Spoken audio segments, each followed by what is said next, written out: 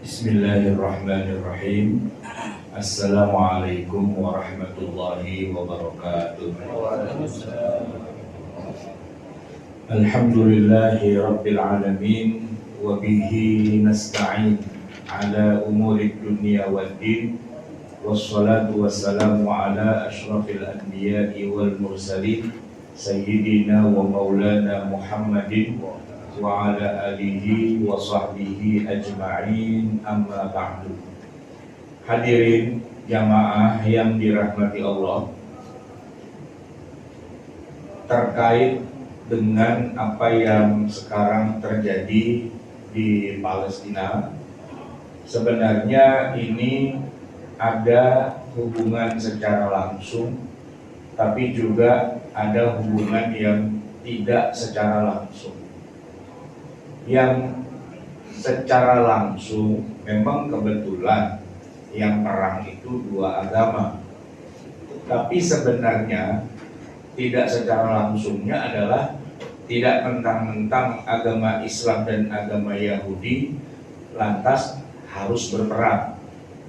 Cuma kalau yang melibatkan sekarang konflik di Palestina, itu yang perang itu adalah Yahudi yang boleh kita sebut sebagai ya katakanlah yang tukang perang gitu ya, dengan Palestina yang ya juga tukang perang. Ya, tukang perang sama tukang perang ngumpul lah gitu. Nah, jadilah perang. Korbannya ada, korbannya rakyat gitu ya. Rakyat di kedua belah pihak pastinya. Mau di Israelnya korban, banyak juga korbannya kan. Yang korban ini termasuk yang tidak suka perang juga sebenarnya gitu kan. Begitu juga di pihak Palestina, korbannya juga yang tidak suka perang pun jadi korban juga, penduduk sipil biasa. Itu yang rugi rakyatnya. Yang untung siapa Pak? Yang untung yang jual senjata. Nah, ya laris lah dagangannya kan. Kalau perlu perang terus saja, nggak usah berhenti karena ya kita kalau nggak jual senjata rugi kita gitu. Nah yang dibego-begoin yang pada bantuin aja gitu, itu dibego-begoin. Kenapa? Karena perang ini sudah ada dari zaman dulu Pak, nggak selesai-selesai. Kalau kita bandingkan perang Rasulullah SAW dengan siapapun musuhnya Nabi, itu ada akhirnya Pak. Perang dengan orang musyrikin Mekah itu selesai ketika Fatuh Mekah. Ya udah selesai. Bahkan sebelum Fatuh Mekah 2 tahun sebelumnya ada yang namanya perjanjian Hudaybiyah, selesai. Perang itu harus ada akhirnya, nggak bisa perang seumur hidup, itu nggak ada. Nggak ada yang namanya perang abadi, dalam Islam itu tidak ada. Perang itu ada tapi darurat aja. Kalau masih bisa perundingan perdamaian, pada akhirnya harus perundingan dan perdamaian. Apapun hasilnya walaupun merugikan, termasuk yang terjadi ketika Nabi Muhammad SAW itu harus menerima, katakanlah dalam tanda petik itu Nabi kalah ya dalam perundingan, dalam perjanjian Hudaybiyah itu kalah Pak. Bahkan sahabat sampai yang bilang, ini Anda Nabi betulan apa enggak sih? Sampai digituin Pak. Saking mereka tuh merasa kok gitu sih, hasil perundingannya sangat timpang dan merugikan. Tapi Nabi diam aja. Kenapa? Karena dibalik itu semua kan Nabi sudah punya planning yang jauh lah, yang nggak kebayang. Orang-orang yang semangatnya perang doang itu kesel Pak, capek-capek kita latihan apa segala macam, lah pakai berhenti perangnya lagi. Itu sampai kualat sama Nabi sampai bilang, Anda tuh Nabi betulan apa enggak sih? Segitunya Pak, saking dia hobinya perang gitu. Nah Islam itu bukan hobi perang, Islam itu hobi damai. Bahkan sama musyrikin Mekah ya pada akhirnya berhenti, pada orang-orang Yahudi di Madinah juga pada akhirnya berhenti juga sih, begitu ya. Jadi perangnya itu ada judulnya Pak. Ini perang memperangin apa nih sebenarnya, gitu kan? Bukan yang penting perang, yang penting bunuh, yang penting habisi dan sebagainya. Bukan. Perang itu bukan sakit hati, perang itu bukan dendam. Perang dalam Islam itu jihad suci, yang pada dasarnya membunuh nyawa manusia itu haram. Pada dasarnya kan haram. Ya kecuali kalau emang diizinkan. Nah perang itu tidak bisa langsung main, pokoknya semua Yahudi matiin aja di dunia ini. Ya enggak juga. Islam nggak pernah ngajarin kayak gitu. Nah ini dasarnya emang tukang perang, hobinya perang. Jadi kalau kemana-mana pokoknya perang aja lah gitu. Ya enggak juga, itu ngambek namanya. Nah jamaah sekalian, yang mau kita bahas ini bukan perang di Palestina sekarang. Yang mau kita bahas judulnya adalah Nabi Muhammad SAW dan Bani Israel. Pertanyaan paling dasar, kenapa kita bicara tentang Bani Israel? Begini Pak, di dalam Al-Quran banyak sekali ayat Al-Quran yang bicara tentang Bani Israel. Sedikit-sedikit Bani Israel, sedikit-sedikit Bani Israel, sedikit-sedikit Bani Israel. Lah, bayangkan Pak, nabinya Nabi Bani Israel itu kan Nabi Musa ya. Bapak tahu nggak berapa kali Quran menyebut nama Nabi Musa dan berapa kali Quran menyebut nama Nabi Muhammad? Jomplang Pak, 137 kali Musa itu terulang-ulang dalam Al-Quran. Musa banyak banget Pak. Nongol di Quran. Nama Muhammad ini yang nerima Quran ya Pak. Nama Muhammad yang terima Quran cuma 4 Pak. Muhammadur Rasulullah wa ma Muhammadun illa Rasul. Dua lagi apa gitu ya. Pokoknya cuma 4 gitu Pak. Musa banyak banget. Ini cerita tentang Nabi Muhammad. Ini Quran kan turun kepada Nabi Muhammad. Tapi kok Quran isinya Bani Israel melulu. Ada apa? Kira-kira bisa dijawab nggak Pak? Kira-kira kenapa Quran ngomongin Bani Israel melulu? Ada apa? Apa yang membuat Quran kok jadi keranjingan ngomongin Bani Israel? Nah, gini Pak, ceritanya nih ya, ceritanya. Ternyata memang paruh kedua dari kehidupan Nabi Muhammad sebagai Nabi, setelah beliau di Mekah 13 tahun lalu pindah ke Madinah, hijrah ke Madinah. Nah, 10 tahun terakhir Nabi hidup itu di Madinah, memang gaulnya, ketemunya, istilahnya interaksinya memang dengan Bani Israel. Itu di Madinah. Dan konflik-konflik yang terjadi itu juga dengan Bani Israel. Jadi kalau Quran banyak ngomongin Bani Israel wajarlah ya. 10 dari 23 tahun itu Nabi ributnya tiap hari sama Bani Israel dengan segala haru birunya lah begitu. Satu. Yang kedua Pak, ini 13 tahun di Mekah, Quran itu turunnya masih rada jarang-jarang. Itu pun kalau turun ayatnya pendek-pendek. Jadi kalau Bapak perhatikan surat-surat yang ada di Juz Amma itu ya, itu kan pendek-pendek tuh Pak. Ya kan sasaran kita lah kalau taraweh kuliah kulhu kan gitu ya. Nah itu surat-surat yang turun di Mekah, ngomongin orang-orang Mekah. Ada li'ila fi Quraisyin ila fihim, itu Quraisy Mekah. Ada tabat yada abila habiu watab, itu Mekah gitu kan. Ada watini wa zaituni wa turi sinina wa hadzal baladil amin, itu Mekah. Pendek-pendek, jarang-jarang Pak. Jadi walaupun 13 tahun tapi suratnya sedikit, pendek-pendek, kan jarang-jarang. Begitu Nabi hijrah ke Madinah, nah itu ayat Pak turun kayak hujan Pak. 7 hari 7 malam kagak berhenti. Panjang-panjang Pak. Al-Baqarah itu panjang-panjang Pak. Ada ayat yang 282 kalau nggak salah ya. 282. Itu satu halaman Pak. Kebayang kan? Satu halaman dari ujung paling kanan atas sampai ujung paling kiri bawah. Itu kalau disuruh nggak boleh napas loh. Wah, itu susah Pak bacanya. Satu halaman nggak boleh napas. Itu di Madinah. Jadi ayat-ayat Madinah sering turun panjang-panjang. Dan kalau udah ngomong ayat di Madinah, apalagi kalau bukan mengomentari interaksi Nabi dengan Bani Israel gitu. Jadi pertanyaan saya terjawab tuh Pak. Ada 2 jawabannya. Kenapa kita ngomongin Bani Israel? Karena Quran penuh sesak dengan kisah-kisah interaksi Nabi dengan Bani Israel. Ya. Dan ayatnya kenapa jadi banyak banget? Karena ayatnya panjang-panjang dan sering turun gitu. Nah, jamaah sekalian, lalu apa kata Quran tentang Bani Israel di zaman Nabi Muhammad? Ini yang unik Pak. Ternyata Bani Israel yang di zaman Nabi Muhammad itu terdiri dari 3 kelompok dan 2 fase. 3 fase tapi 2 fase lah gitu. Ada fase awal, ada fase akhir.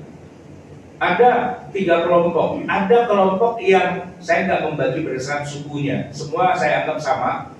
Cuman begini Pak, ada yang ketemu sama Nabi langsung masuk Islam. Ada. ada Abdullah bin Salam, ada Ka'ab al-Ahbar, dan yang lain-lainnya. Lalu ada yang ketemu sama Nabi, ya nggak masuk Islam sih, tapi damai. Dalam arti ya udah hidup berdampingan, saling melindungi, saling menjaga dan seterusnya. Nah yang ketiga, masuk Islam kagak, ya damai juga kagak. Cuman kalau diajak, ayo kita ribut beneran, buka baju lu kalau berani, nggak berani Pak. Yahudi itu kalau suruh adu jotos langsung ngilang dia Pak, gitu. Cuman di belakang itu Pak, nah itulah makanya jamaah sekalian, ini yang Yahudi yang nomor 3 nih Pak, ini kacau nih Pak, pecah dua lagi. Mereka sebenarnya itu mereka kafir Pak, sebenarnya nggak masuk Islam dan kerjaannya memusuhi Nabi, cuman kalau diajak berhadap-hadapan mereka nggak siap. Nah mereka inilah yang kemudian begini Pak, pura-pura masuk Islam tapi hatinya enggak. Itu yang kemudian disebut di dalam Al-Quran sebagai orang-orang munafik. Orang-orang munafik. Munafik itu Yahudi Pak sebenarnya. Dia kafir, pura-pura masuk Islam, gitu. Berhadapan dengan Nabi Muhammad secara head to head nggak berani. Kenapa nggak berani? Ya nggak enak juga. Soalnya bukan apa-apa. Promotornya Nabi Muhammad pertama kali hijrah ke Madinah itu yang ngajak itu ya mereka, Bani Israel. Bukannya siapa-siapa, tapi Bani Israel. Dan bahwa mereka mengajak Nabi Muhammad ke Madinah hijrah itu karena keimanan mereka akan ada Nabi yang terakhir, yaitu Nabi Muhammad SAW. Mereka mengakui Pak Nabi Muhammad itu Nabi. Makanya kalau suruh head to head bunuh Nabi, ribut sama Nabi nggak berani dia. Tapi main belakang. Nah ini Pak yang kacau Pak. Ini kelompok Yahudi yang ketiga. Saya harus refresh dulu ya, kita breakdown dulu satu-satu. Kalau yang Yahudi yang masuk Islam Pak, emang jumlahnya nggak banyak. Ya, cuman berapa gelintir orang aja. Saya cari di buku-buku Sirah Nabawiyah. Siapa sih di antara para sahabat ridwanullahi alaihim yang aslinya orang Yahudi? Saya cuma nemu nama tuh sekitar nggak sampai 10 lah gitu. Salah satunya istri Rasulullah, Sofia. Sofia tuh Bani Israel Pak, Yahudi dia, darah Yahudi. Dan di antara semua istri-istri Nabi yang paling sering dicengin itu dia Pak. Dan emang dia rada gimana ya? Rada manja-manja gitu loh Pak, cengeng juga dia gitu. Ngadu sama Nabi, dan Nabi lah bilang, udah biarin aja, emang begitu tuh pada istri-istriku yang lain gitu. Dikata-katain Pak, Yahudi lu gitu kan. Padahal dia udah masuk Islam, udah login ya, nggak ada masalah gitu. Nah, cuman ya namanya orang kesukuan Pak ya, susah. Bani Israel ya, bukan apa-apa sih. Kalau menurut riwayat, emang Sofia ini ya darah Yahudi Pak. Arab tuh lewat, kecantikannya tuh lewat Arab itu Pak. Orang Israel Pak, cakep-cakep itu Pak, emang bener. Iya, dari sono tuh emang kualitasnya beda lah sama Arab gitu yang kebakar sama matahari ya kan, cakep banget gitu. Nah, jadi oleh Nabi dilindungi Sofia itu. Sebagiannya lagi itu ada Ka'ab al-Ahbar, ada lagi siapa, Abdullah bin Salam, dan beberapa orang yang lainnya saya lupa namanya, ntar saya searching ketemu. Nah peranan mereka ini penting Pak di dalam agama Islam kita di zaman sekarang atau zaman-zaman berikutnya, yaitu begini. Ketika Al-Quranul Karim, tadi kan saya bilang Quran banyak cerita tentang agama Yahudi kan, cerita tentang Musa, tentang Fir'aun, tentang apa dan sebagainya, tentang Nabi Yusuf Pak. Nabi Yusuf itu 100 ayat lebih. Berapa ayat? 128 ya. Sendirian Pak, dia doang isinya. 110 apa 111 ya. Pokoknya lebih dari 100 ayat Pak. Dia doang sendirian. Nabi Yusuf itu. Dan Nabi Yusuf itu orang Yahudi. Gitu. Anak dari seorang Yahudi yang bernama Nabi Yakub. Nah, Nabi Yakub itu nama lainnya adalah Israel. Bukan Israel Pak. Israel. Nah, Israel. Nah, Ini jadi unik Pak. Sekarang ini kan negara yang paling banyak dimusuhi orang sedunia kan Israel ya. Tapi satu-satunya negara yang pakai nama Nabi itu cuma dia doang Pak. Emang ada Nabi Indonesia, Nabi Malaysia, Nabi Brunei, Nabi Saudi aja nggak ada Pak. Nggak ada. Nabi Mesir itu nggak ada. Nama Nabi yang jadi nama negara itu cuma satu Pak di dunia, Israel. Gitu. Nah itu nama lain dari Nabi Yakub alaihissalam. Yakub ini seorang nabi cucu dari Nabi Ibrahim alaihissalam lewat jalur Ishak. Kan Ibrahim punya anak dua tuh, Ismail, Ishak. Ishak punya anak Yakub. Yakub punya anak Yusuf. Nah si Yakub ini Pak, Jacob kalau orang Barat bilangnya, ya kan? Punya anak namanya Joseph, gitu. Nah bapaknya si Jacob ini namanya Isaac, Ishak. Nah bapaknya lagi namanya Abraham, gitu. Itu Pak, nama-nama nabi semua gitu. Dan orang Amerika kalau namanya Abraham atau Joseph, ya kan, atau Isaac atau Benjamin Franklin, Yahudi ya. Kenapa? Itu nama nabi-nabi yang mereka banggakan itu, gitu. Terus nanti ada nabi siapa lagi? Sulaiman, Solomon, gitu ya. David, Nabi Daud, gitu. Itu nama-nama nabi itu Kak, itu nama-nama orang Yahudi gitu. Atau dibalik, nama orang Yahudi itu nama nabi. Kenapa? Emang nabinya Yahudi. Makanya di dalam Al-Quran tuh Pak, kalau kita baca Al-Baqarah di awal-awal sekali, dibacakan begini Pak. Ya Bani Israel adhkuru ni'mati allati an'amtu alaikum. Wahai Bani Israel, ingatlah nikmat-nikmat yang telah aku berikan kepadamu, ya.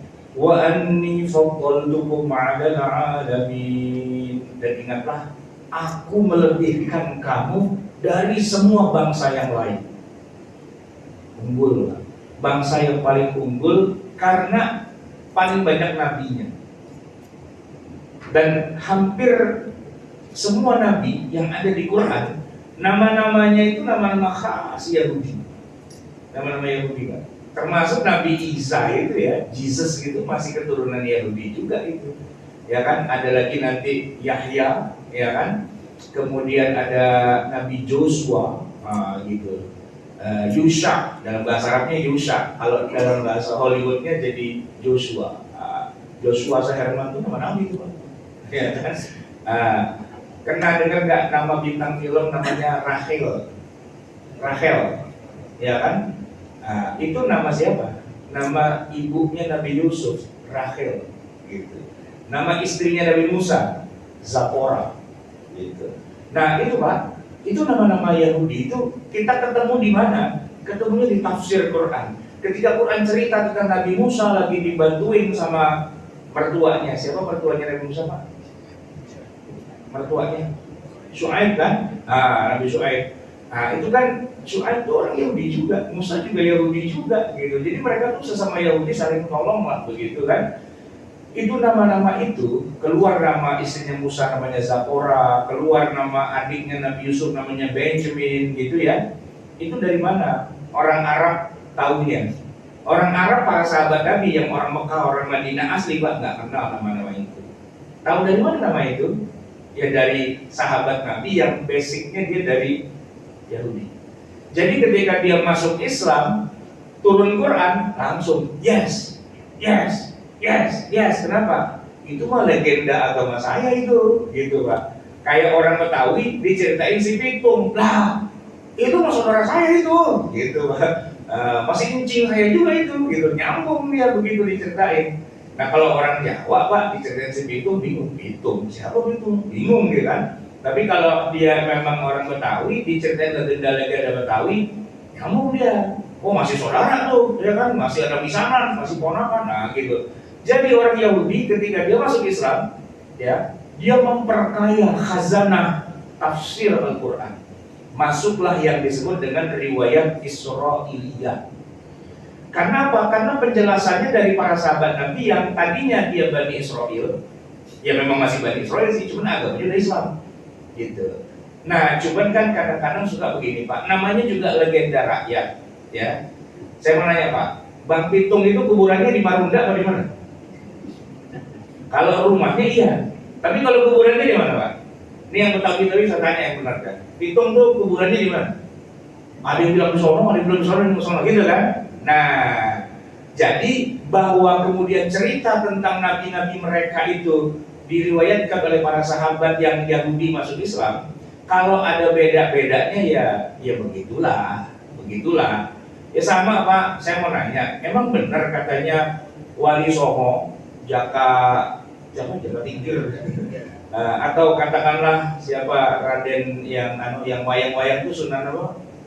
Sunan Kalijaga. Emang benar dia bertapak berhari-hari kagak sholat? Gitu. Emang dia bisa nunjuk buah aren jadi emas? Beneran emang tuh? Nah, itu kan cerita rakyat kan, legendanya. Antara cerita yang berkembang di tengah rakyat dengan yang betul-betul sejarah belum tentu sama, Pak. Makanya dulu kalau film nasional ceritanya tentang Wali Songo, Pak, Raden siapa, yang jadi filmnya film silat, Pak, gitu. Jadi jago silat pada gitu kan, minimal punya ilmu kanuragan gitu. Ini wali Pak, jagoan silat yang main John Ruding sama Arven Bangun, gitu. Karena film laga tapi dipaksa masuk ke film itu Pak, ke film sejarah, akhirnya ngacok gitu Pak.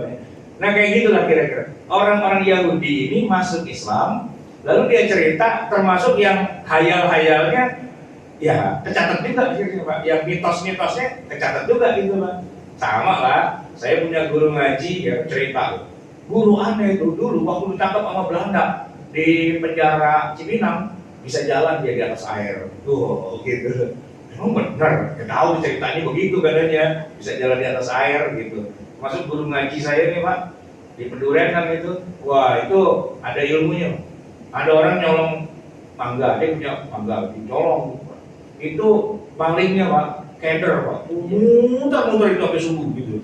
Dia habis nyolong, nggak bisa pulang gitu. Perasaan tuh jauh banget, tuh balik lagi ke sini lagi. Kena itu Pak, kena aji-aji ilmu keder gitu Pak. Makanya itu disebut gang keder katanya. Maling pulang keder Pak, sampai subuh dia minta maaf gitu. Terus yaudah lo jangan maling lagi dah ya, pulang Pak. Padahal dekat rumahnya sebenarnya cuma kena setan keder aja begitu. Nah itu kan mitos-mitos kayak gitu pasti ada Pak dalam legenda masyarakat. Yahudi gitu juga Pak. Nabinya kan pada punya mukjizat, tapi kadang-kadang tambahan-tambahnya ya itulah rada-rada keren. Makanya kalau baca Quran, baca tafsir, ada riwayat Israiliyat antara percaya nggak percaya. Kata Nabi, ente jangan tolak, tapi ente juga jangan percaya 100%. Ente selidiki aja. Namanya Israiliyat. Itu Yahudi yang masuk Islam, ya. Nah, ada Yahudi yang kedua di masa Nabi, Bani Israel.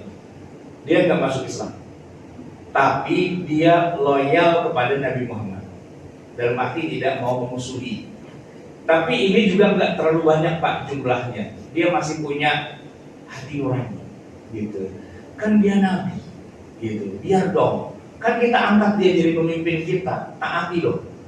Jadi gini Pak, Nabi Muhammad kan hijrah. Begitu hijrah di Madinah, perjanjian itu yang pertama kali dibuat itu kan namanya Piagam Madinah. Itu Pak ditekan bareng-bareng Nabi sama Yahudi di Madinah. Kita bikin fakta pertahanan bersama. Kalau saya, kata Nabi, diapa-apain sama orang Arab suku saya, kalian bantuin saya. Siap. Nah Yahudi di Madinah gitu juga. Kalau dia dimusuhin sama siapapun, termasuk sama orang Arab, Nabi juga bantuin. Gitu. Tapi yang jadi pertanyaan adalah begini, waktu perang Badar, kemana tuh Yahudi pada kagak ikut? Analisanya Pak, Yahudi gak ikut karena perang Badar itu sebenarnya kecelakaan. Jadi sebenarnya nggak niat perang sih. Nabi cuma mau merampas kafilah dagang orang Arab yang lewat. Karena itu hartanya Nabi dan para sahabat kan ditinggal di Mekah diambil mereka. Sekarang kafilah dagangnya lewat sini, yuk kita sergap. Nah berarti yang berangkat itu hanya yang orang Mekah saja. Orang Madinahnya atau para Yahudi ini nggak ikut. Nah itu urusan lu sama lu deh, gitu kan. Harusnya sih ikut Pak, tapi nggak tahu gimana mereka nggak ikut. Nah dalam perang Uhud, nah harusnya Yahudi ikut Pak. Ini perang bukan perang agama, perang antara Mekah dengan Madinah, gitu loh. Orang Madinah itu Islam dan Yahudi berperang bersama-sama melawan orang-orang Arab. Karena Yahudi itu musuh Arab juga Pak. Ini asal tahu latar belakangnya begini Pak. Sekedar buat nambah pemahaman ya. Jadi orang-orang Yahudi itu kan keturunan para nabi dan rasul. Di tangan mereka itu ada Taurat. Dan isi Taurat itu sama persis dengan yang ada di Quran. Kecuali nanti Quran kemudian lebih disempurnakan. Jadi isinya tuh ada tentang keimanan, ada tentang akidah, tentang muamalah, tentang syariah, tentang hari akhir dan sebagainya. Jadi orang Yahudi semua sama tuh Pak, sama Nabi Muhammad, satu server. Sama-sama percaya adanya para malaikat, Jibril, Mikail, Israfil, Israel. Itu 4 malaikat tuh Pak, itu nama Yahudi loh. Jibril, Gabriel, gitu Pak. Jibril, apakah Mikail tahu? Mikail Jackson, Michael Jackson, gitu. Terus Israfil, Israel gitu ya. Terus, nah kemudian juga percaya pada semua nabi dan rasul Yahudi Pak. Termasuk Yahudi itu percaya akan ada rasul terakhir. Walaupun nggak disebutkan dari mana orangnya, tapi akan ada nabi terakhir. Dan Nabi Muhammad itu ya, salah satu sebab kenapa terpilihnya Nabi Muhammad, salah satunya Pak, atas doa-doa Yahudi. Orang-orang Bani Israel ini perang sama orang Arab karena mereka mengajarkan agama samawi, percaya pada nabi, percaya pada rasul, percaya pada kitab suci, termasuk percaya pada hari akhir. Tapi orang Arab nggak mau terima Pak. Orang Makkah itu paling-paling itu nggak mau terima. Padahal mereka punya Nabi Ibrahim sebenarnya. Cuman uniknya Pak, Nabi Ibrahim itu oleh mereka tidak diakui sebagai nabi. Cuman sebagai leluhur yang punya jasa banyak, yang disucikan, bahkan dibikin patungnya dan disembah Nabi Ibrahim itu Pak. Tapi bahwa Nabi Ibrahim itu mendapat wahyu, membawa risalah, mereka nggak percaya. Dan paling parahnya lagi adalah mereka tidak percaya adanya kehidupan sesudah kematian. Jadi kalau orang udah mati, ya udah mati aja. Ngapain pakai hidup-hidup lagi? Ngapain pakai ada surga neraka? Ngapain pakai ada hisab? Ngapain ada mahsyar? Ngapain ada hari kiamat? Itu bohong, itu mitos. Itu kepercayaan orang dulu, asatirul awwalin. Itu orang Mekah Pak. Nah, orang Yahudi enggak begitu. Allah itu di langit, ya, tapi menurunkan syariat, dibawa oleh para malaikat, dipilihlah manusia menjadi nabi dan rasul, lalu diberikan kitab suci. Gitu. Ada 114.000 nabi dan rasul. Sebentar lagi akan turun yang terakhir, itu kata Yahudi. Nah, Yahudi nih Pak, perang sama orang Arab, ngeributin begituan, ngeributin rukun iman sebenarnya. Arab gak percaya rukun iman, Yahudi percaya rukun iman. Arab tidak punya rukun Islam, Yahudi punya rukun Islam. Yahudi itu Pak, sholat, puasa, zakat, haji. Walaupun hajinya bukan ke Ka'bah tapi ke Baitul Maqdis. Rukun Islam yang 5 itu ada di Yahudi Pak. Nah, jadi kalau boleh dibilang saat itu sebelum Nabi Muhammad diutus ya, Islam itu ya Yahudi itu Pak. Gitu. Agama Islam yang dibawa oleh para nabi dan rasul terakhir itu tersisa ya di kalangan Yahudi itu. Nah, berhadapan dengan orang-orang musyrikin yang tidak percaya adanya kenabian, kitab suci, hari akhir, perang Yahudi sama Arab gitu. Gedebak, Yahudi kalah. Dan akhirnya mereka pasrah dah, udah emang susah nih Arab nih diaturnya. Ya nggak mau percaya juga sama agama samawi. Nah, mereka bertahan cuma sampai di Madinah, lalu mereka berdoa, ya Allah, Engkau telah menjanjikan ada nabi yang terakhir.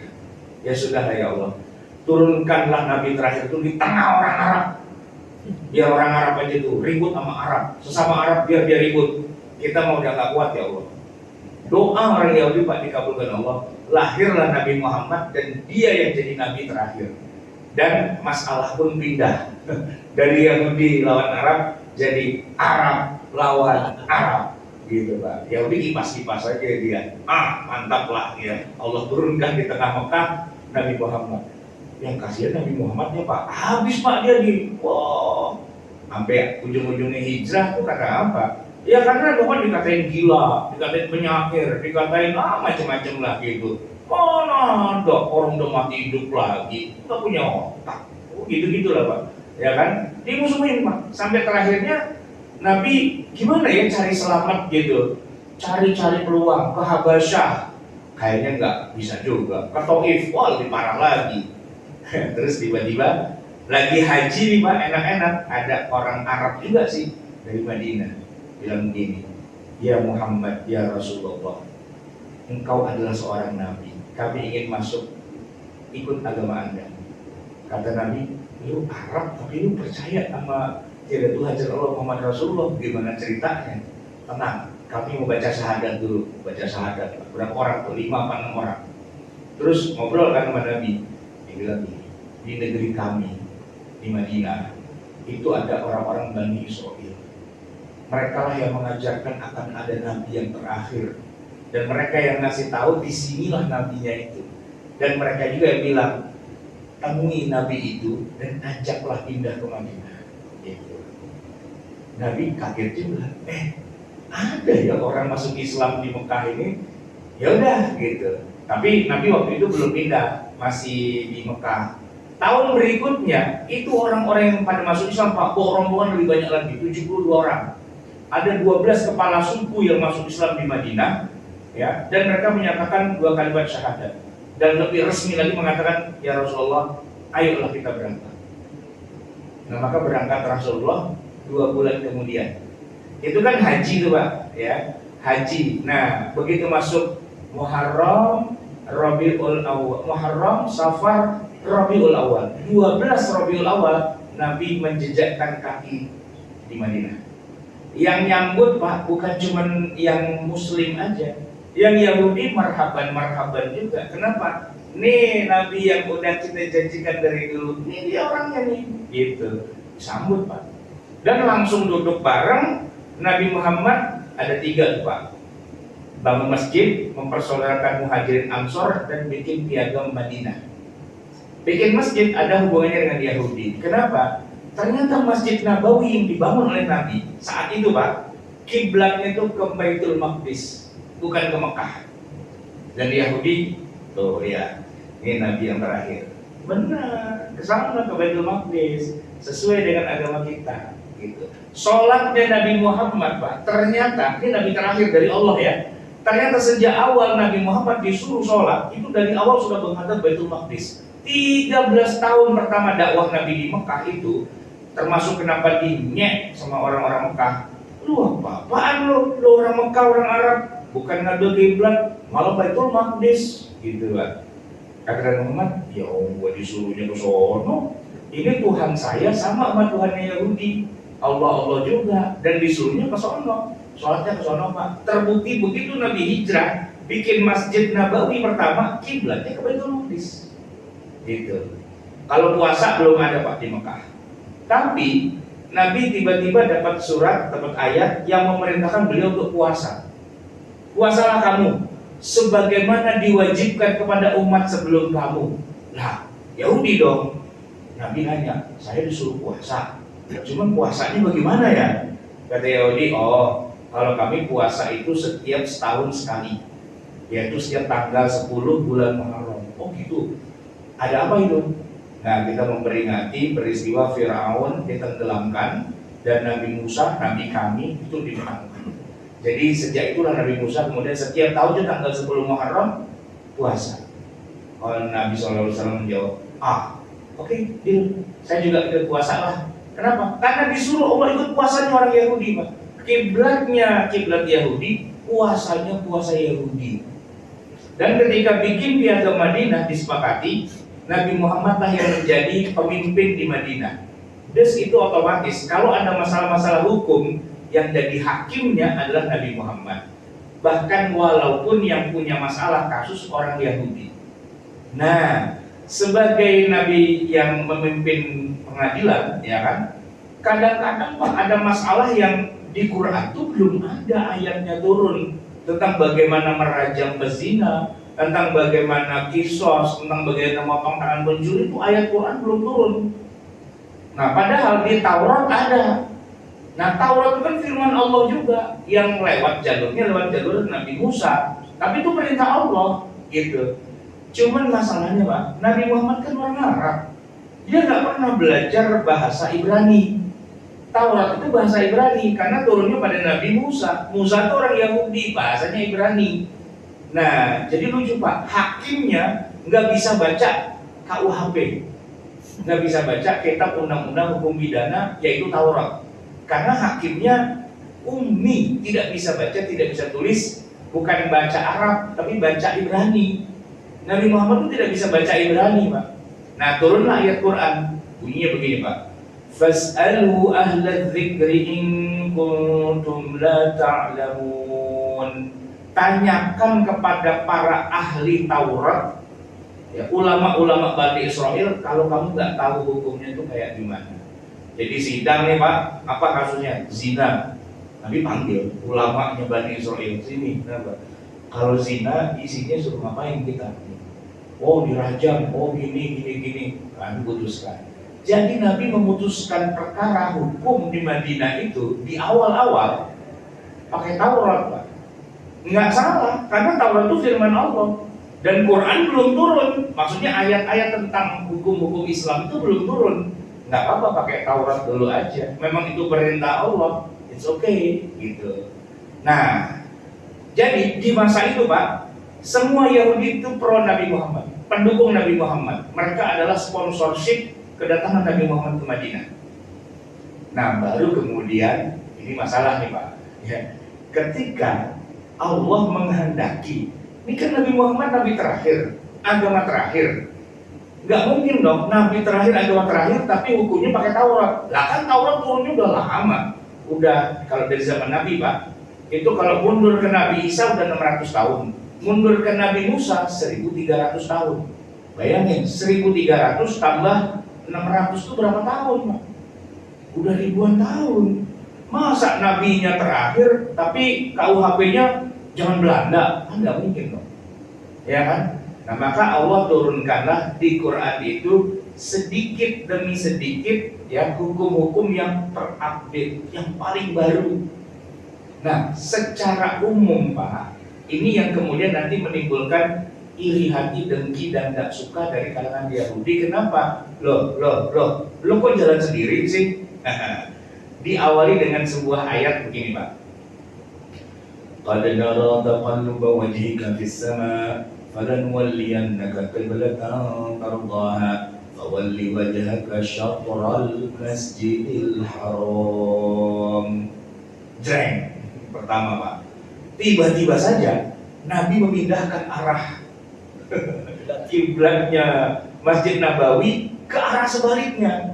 Tadinya tuh, Pak, bagian belakang tuh tempat ahli sufah, tempat mereka tidur-tidur di belakang, itu jadi tempat pengimaman, dan yang sangat modern berubah jadi tempat orang pada jobless, nggak punya rumah dan sebagainya, pada tidur di situ di belakang. Yahudi lihat, kenapa dia balik kanan ya? Gitu, bingung. Kata Nabi, baru saja turun perintah dari Allah untuk saya disuruh menghadap dari Baitul Maqdis ke Masjidil Haram. Itu ayatnya. Fawalli wajhaka syatral Masjidil Haram. Dok, Yahudi langsung, waduh, kok berubah ya? Gitu. Nggak lama turun lagi.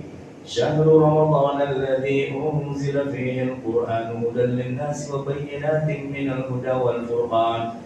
Faman syahida minkumus syahra falyasumhu. Bulan Ramadan itu bulan turunkan Al-Quran. Siapa yang ketemu dengan bulan Ramadan, wajiblah dia puasa.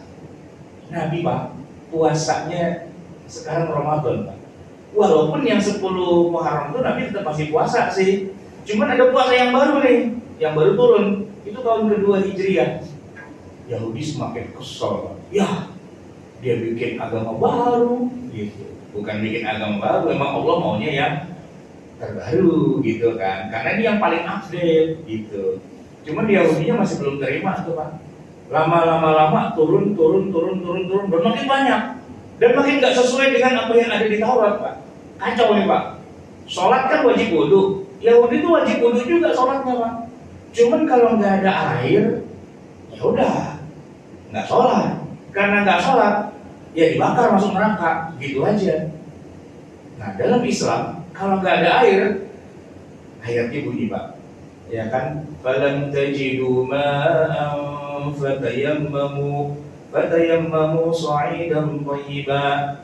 Wah, boleh berwudu, nggak usah pakai air, pakai tanah, gitu kan? Maka tayamumlah Nabi dan para sahabat, ya kan?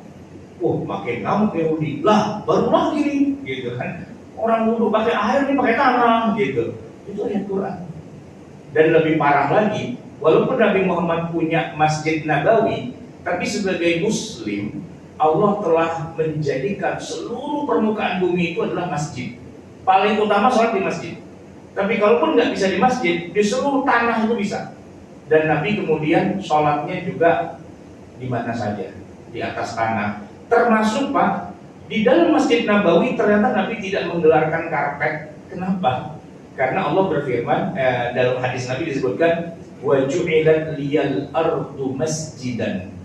Dan telah Allah jadikan seluruh permukaan tanah itu adalah tempat sujud. Maka Masjid Nabawi itu tidak ada karpetnya, sujudnya di tanah.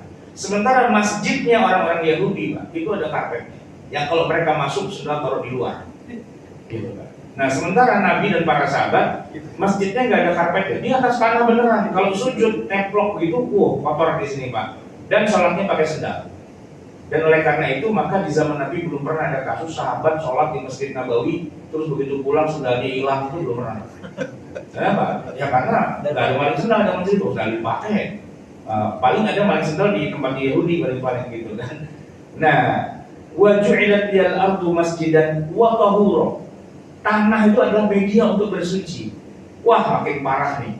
Muhammad dengan agamanya ini makin menjadi-jadi gitu kan. Asal Pak Yahudi. Apalagi Nabi Muhammad itu ternyata dibolehkan makan bangkai. Ada di Quran, Pak, ya kan? Jadi aslinya ayatnya begini. Hurrimat 'alaikumul maitatu wad damu wa lahmul khinziri wa ma uhilla li ghairillahi bih. Awalnya gitu dulu. Diharamkan kamu makan bangkai, darah, daging babi dan apa yang disembelih selain Allah. Tapi terusannya, Pak, famanil turra ghayra baghin wala 'adin fala itsma 'alaihi. Yang terpaksa harus makan enggak dosa. Jadi, kalaupun itu babi, kalaupun itu bangkai, kalaupun itu disembelih dengan nama selain Allah, tapi kalau terpaksa di tengah gurun pasir pilihannya makan babi apa mati, maka pilihannya adalah makan babi. Itu nggak ada dalam Yahudi kayak gitu-gitu. Mati-mati aja udah gitu. Fisabilillah gitu, Pak.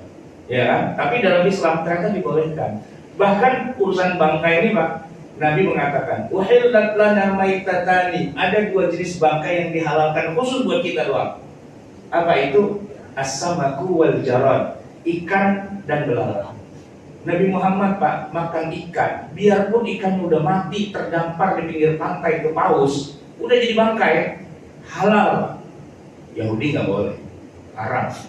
Ikan tuh harus disembelih juga, Pak. Sembelih dengan baca Bismillahirrahmanirrahim gitu, Pak. Kita makan aja, mati bodo amat. Kita nggak pernah, Pak, menyembelih ikan tuh nggak ada, Pak. Ya kebayang kan kalau ikannya ikan teri, gimana ya? Teri 2 kilo lagi gitu kan, nyembelihnya susah gitu kan. Jadi yang kita makan ikan semua bangkai, Pak, gitu kan, aman gitu. Terus menyembelih hewan, Yahudi itu nggak boleh, Pak, makan barangan, hanya boleh makan dagingnya saja. Nah, Nabi Muhammad boleh makan lemaknya, syuhumnya, lemaknya, gajinya itu halal. Termasuk tulangnya, sumsumnya dan sebagainya itu halal. Bahkan seluruhnya halal kecuali kotorannya itu nggak boleh, gitu kan.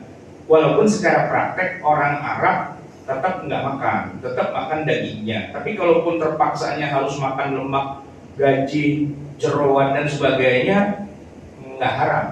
Cuman buat orang Arab jijai gitu aja. Nah, tapi nggak haram. Makanya orang Indonesia, Pak, yang nggak punya rasa jijai itu, Pak, santai aja itu. Seekor sapi dari ujung paling depan sampai belakang tuh dimakan semua, Pak. Hidungnya itu cingurnya, rujak cingur, ya kan. Lidahnya lidah sapi jadi sate padang, ya kan. Ada otaknya, ada sampai buntutnya, Pak, ada sop buntut. Kakinya yang ceblok-ceblok di kotoran itu, Pak, wah jadi sop kaki, gitu kan. Belum lagi isi jeroan, Pak. Dimakan, Pak, sama kita itu. Orang Arab kalau melihat, wah, gitu, Pak. Ya. Karena kalau buat orang Arab jeroan itu jorok, Pak. Karena memang itu kan kotoran dan itu kantongnya, anduknya itu kan kotoran, kantong kotoran gitu kan. Nabi Muhammad SAW itu pernah, Pak, dihina oleh pamannya Abu Lahab. Di depan pintu rumahnya itu ditaruhin itu, Pak, ususnya onta, ya kan, isi perutnya onta dengan kotorannya pasti. Itu, Pak, yang nangis itu bukan hanya orang Islam, Orang kafir pun nangis juga. Segitunya lu Abu Lahab sama ponakan sendiri juga musuhan sih musuhan, tapi jangan pakai beginian dong, gitu. Malah kali itu ada Abu Thalib lewat. Siapa nih? Mau Abu Lahab, adik lu. Abu Lahab sini, bersihin nggak? Suruh bersihin pak. Abu Lahab lama-lama mikir juga, gua kemangetan juga ya, diangkutin lagi pak tuh, gitu kan. Tapi itu orang Arab. Kita pak, seandainya depan pintu rumah kita ditaruhin jeroan, buka apaan tuh? Jeroan. Alhamdulillah.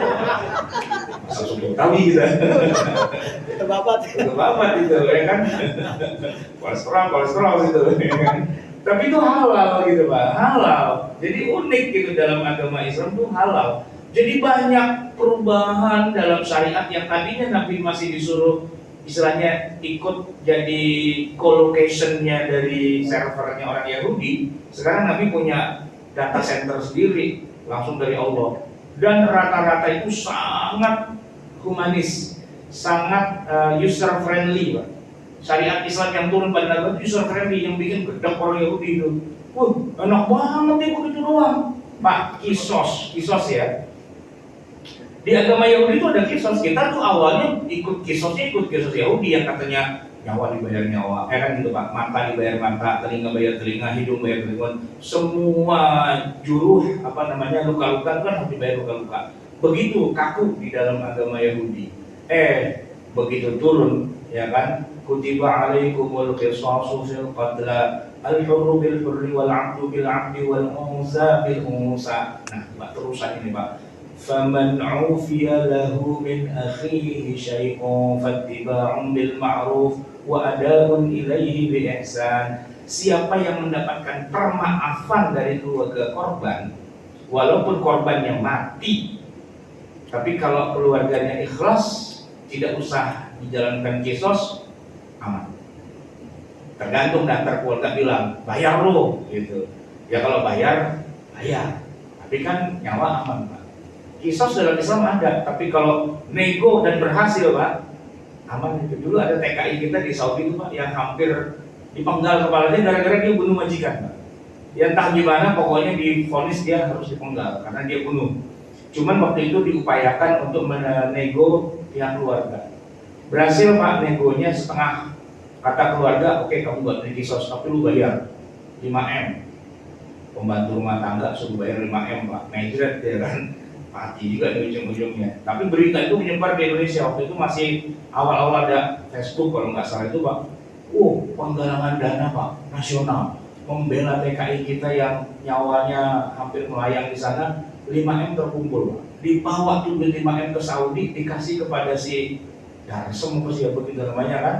Begitu dia terima kasih banyak, saya jadi aman, gini-gini. Begitu dia mau bayarin, datang berita dari keluarga sana, nggak usah bayar, kita udah ikhlas. Nah ini gimana dong? Nggak usah. Kaya raya, langsungnya tuh, kaya raya dia mewah, aturan mati jadi kaya raya itu pak, gitu.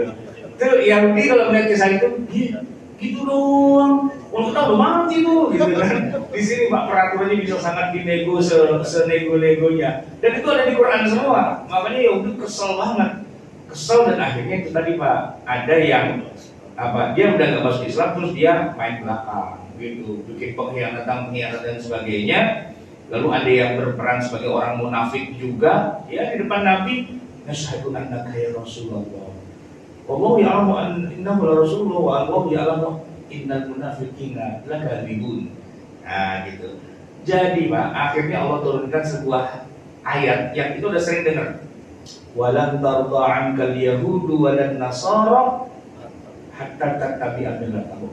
Jadi Yahudi bikin ulah mulu gara-gara kamu wahai Muhammad udah meninggalkan agama yang tadinya kamu ikuti dari mereka. Sholat Baitul Maqdis pindah ke Mekah, puasa sebelum Muharram jadi Ramadan gitu. Apa tuh semua udah pada pindah. Kesel Yahudinya. Maka nggak sukanya orang Yahudi pada Nabi Muhammad gara-gara Nabi Muhammad udah mengubah agamanya. Kata Nabi, lah bukan saya yang pindahin agama ini, ya kan Allah begitu kan. Kesel Yahudi, tapi sama Allah mereka nggak berani. Akhirnya kesalnya sama Jibril. Ini gara-gara Jibril nih, nurunin wahyu mulu, gitu kan. Iya, ada tuh ayatnya di mana Jibril itu kemudian dimusuhin. sama orang-orang Mekah apa orang Yahudi itu. Ada yang begini, "Man kana aduwwan li Jibril fa innahu nazzalahu ala qalbika bi'idznillah." Siapa yang bermusuhan sama Jibril? Saya waktu awal baca ayat itu bingung, Pak. Siapa yang bermusuhan sama Jibril? Oh, ada Yahudi. Dia kesal Nabi Muhammad ganti agama, gitu kan? Dia bukan kesal sama Nabi Muhammad, dia kesal sama Jibril. Karena Jibril ini gara-garanya yang nurunin wahyu gitu. Kata Nabi, itu jangan sama Jibril, no, kesal sama Allah, gitu. Akhirnya mereka kesal juga sama Allah, Pak. Gimana sih ini Allah bisa mengatur agama nggak sih? Gitu, Pak. Nah, jadi Yahudi terkenal dengan sikap ogahnya mereka ikut update terbaru dari syariat yang Allah turunkan. Dan mereka merasa lebih nyaman dengan update yang lama, yang udah 1300 tambah 600, 1900 tahun sebelumnya. Gitu. Dan itu sebenarnya tidak manusiawi, Pak. Sangat tidak manusiawi. Bayangin, Pak. Hari Sabat, hari Sabtu, kan hari ibadah mereka. Pak, dari sejak matahari terbit sampai matahari terbenam nggak boleh keluar dari rumah ibadah. Ngejinggrang aja di situ, Pak. Iya, nggak boleh, Pak. Dan itu ada ceritanya. Dulu zaman kapan tahu tuh ada orang Yahudi yang hari Sabtu nyari ikan. Sebenarnya sih nggak nyari ikan banget, Pak. Orang dia masang jerat doang, itu pun di hari Jumat sore, Pak. Pasang perangkap ikan. Sabtu mah tetap ke masjid, ke rumah ibadahnya dia. Ngambilnya udah hari Minggu, Pak. Kan nggak melanggar.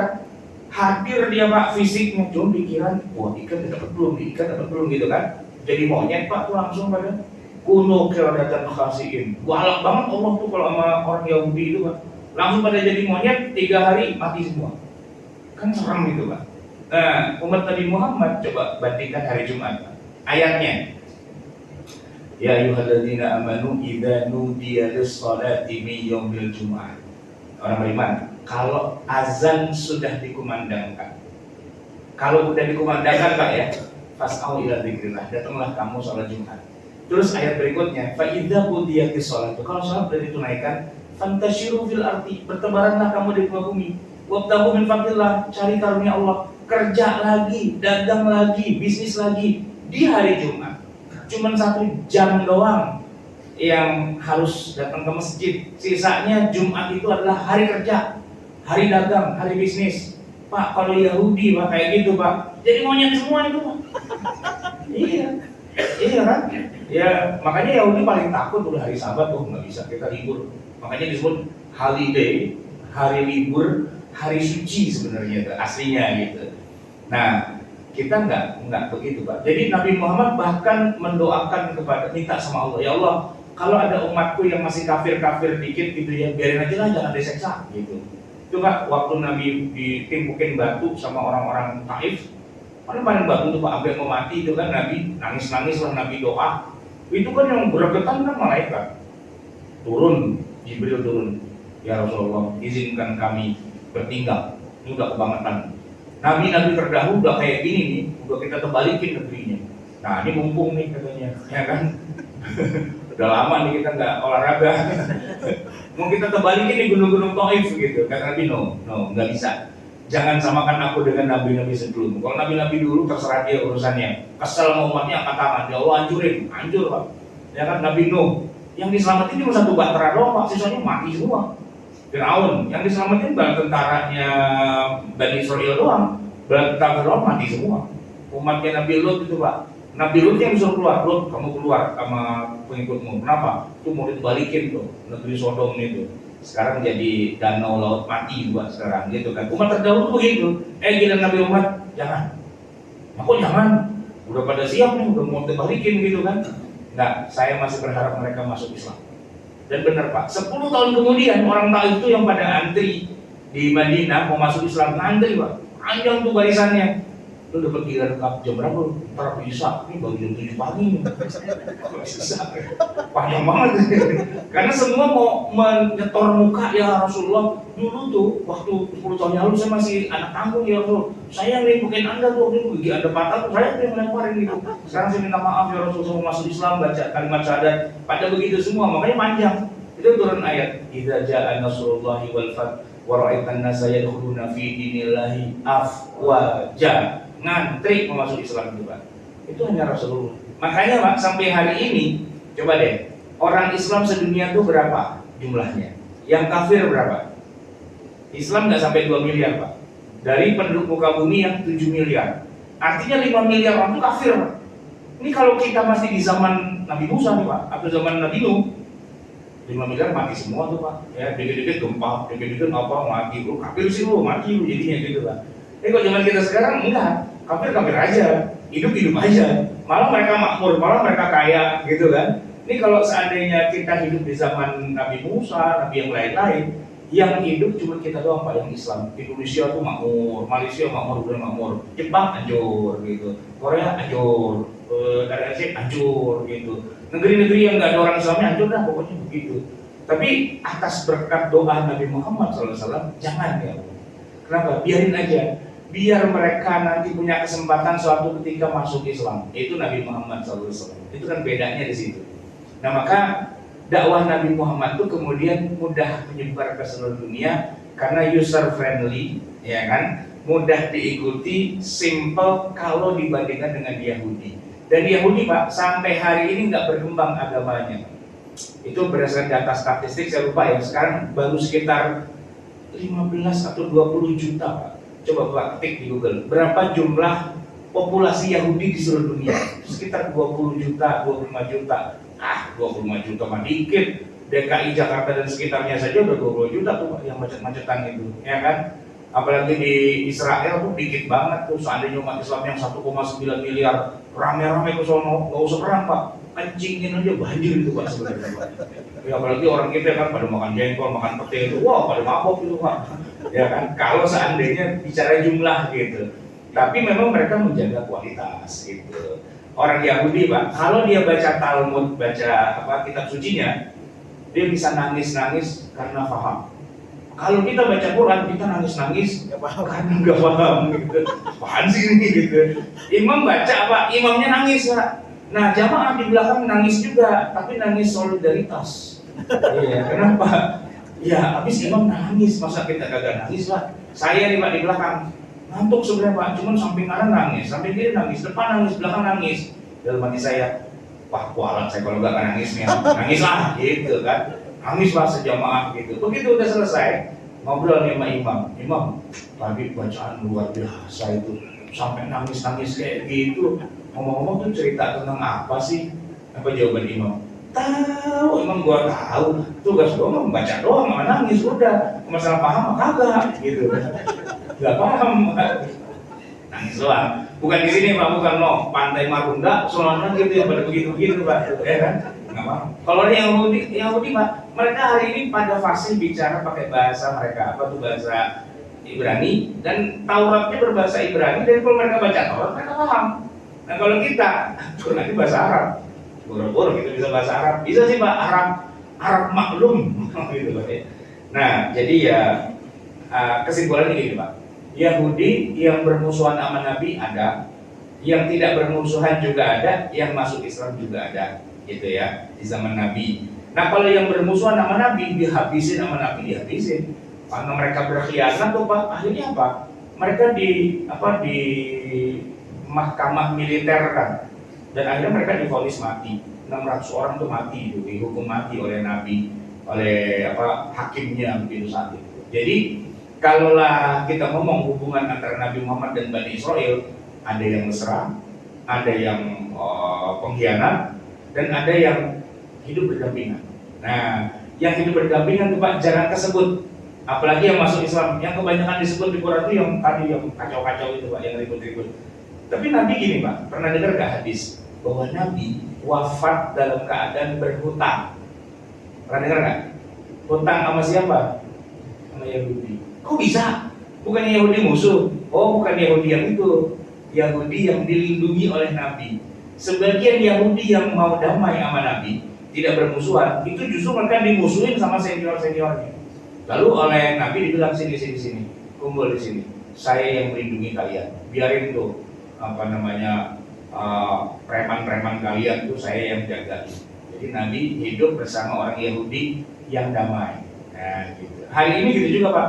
Di Israel itu Yahudi yang suka perang banyak, tapi yang nggak suka perang juga ada, gitu. Nah, oleh karena itu yang perang ya bukan perang, yang mau damai ya damai. Terus harusnya gimana? Ya harusnya perang berhentilah, ya perundingan lah apa gitu ya. Pokoknya jangan perang. Kenapa? Karena perang itu pertama nggak seimbang, yang kedua ya kematian dari kedua belah pihak. Nabi Muhammad terkenal dengan nabi yang paling anti dengan perang. Dr. Muhammad Imaroh ini terakhir Pak mengatakan semua perangnya Nabi itu kalau dijumlah korbannya hanya 386 saja. Sedikit banget perang itu. Kenapa? Karena ada adegan di mana Nabi lagi perang terus tiba-tiba Nabi berhenti. Kenapa? Ini saudara kita semua ngapain perang? Gitu Pak. Ada ya kayak gitu. Nah maka harusnya perang dihentikan. Ya udah perundingan gimana lah secara jalan yang seadil-adilnya. Sebab perang itu hanya akan melahirkan korban di sana sini dan duka rara. Kita nggak tahan melihat suasana kayak gitu Pak. Bukan hanya di kalangan Palestinanya, di kalangan Israelnya juga hancur juga Pak. Karena nggak selesai itu. Mau sampai kapan? Mau mati dua-duanya bagaimana? Kalau emang mau mati dua-duanya kita biarin ini pada mati semua. Lama-lama kan yang perang habis dan damai gitu. Apa mau begitu kan enggak? Ya kan? Ya sudahlah. Kalau bisa berhenti aja perangnya. Kalian tuh gak usah ribut tentang masalah kayak semua bisa diselesaikan dengan jalan damai pada dasarnya. Tapi teman saya Ustadz juga bilang nggak bisa, pokoknya harus perang. Nah, sudah, kita beda nih, ya kan? Dari awal saya bilang kita beda. Kenapa? Kalau Nabi perang pakai henti, nggak yang perang terus. Tapi kalau yang doyannya perang, ya memang dia maunya perang dulu, selesai lah udah urusan. Baik teman sekalian, udah lewat jam 1, kita tutup sama-sama dengan doa. Bismillahirrahmanirrahim. Alhamdulillahirabbil alamin. Hamdan wa fi ni'amahu yukafu mazidah. Ya Rabbana lakal hamdu wa lakal syukru kama yanbaghi li jalali wajhika wa li 'azimi sultanik. Allahumma shalli wa sallim wa barik ala sayyidina Muhammadin wa ala ali sayyidina Muhammad. Rabbana zalamna anfusana wa in lam taghfir lana wa tarhamna lanakunanna minal khasirin. Rabbana amanna bima anzalta wa taba'na ar-rasula faktubna ma'asy syahidin. Rabbana la tuzigh qulubana ba'da idh hadaytana wa hab lana min ladunka rahmatan innaka antal wahhab. Rabbana atina fid dunya hasanah wa fil akhirati hasanah wa qina 'adzabannar. Sallallahu alaihi wasallam Muhammadin wa ala alihi wasallam. Subhana rabbika rabbil izzati amma yasifun wa salamun alal mursalin walhamdulillahi rabbil alamin. Assalamualaikum warahmatullahi wabarakatuh.